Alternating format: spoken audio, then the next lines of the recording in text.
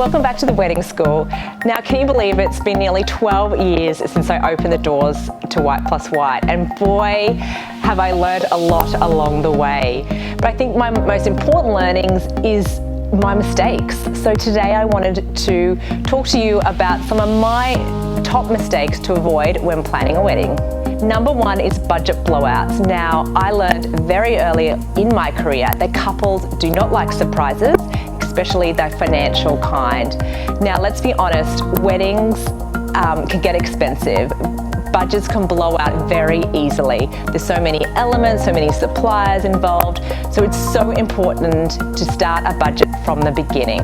Now, we make sure that our budgets are working budgets, so every time that we lock in a supplier, an element, that cost is cemented in the budget, and we know at all times where we're at with things.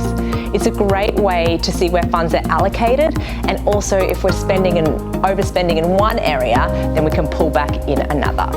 Mistake number two, now this is all about styling. We often consider when planning an outdoor ceremony or reception, the rain is such a big consideration, but we often forget about the wind.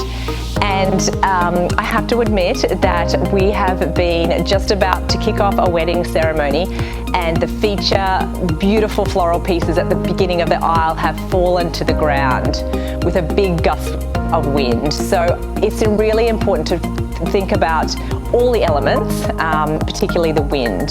So what we do is we make sure that now our arrangements are not so top heavy. We build them from the ground up to avoid any accidents that may occur on the day. And tip number three is being really discerning about your dream team of suppliers. Now, it's so important to find like-minded suppliers that really understand your vision. And it's not always about price. Sometimes you really pay for what you get. So it's important to do your research, to sit down and chat to each supplier and make sure they're the right fit for you. To hear more about my don'ts, but also some do's, I've set up bridal boot camps, which are happening at the beginning of October. We're going to do online live workshops, and we're going to explore all the things not to do, but also the things to do to ensure that you have a successful, a stress-free planning process and also day. So please click into the link which is in the description below and sign up for one of these workshops.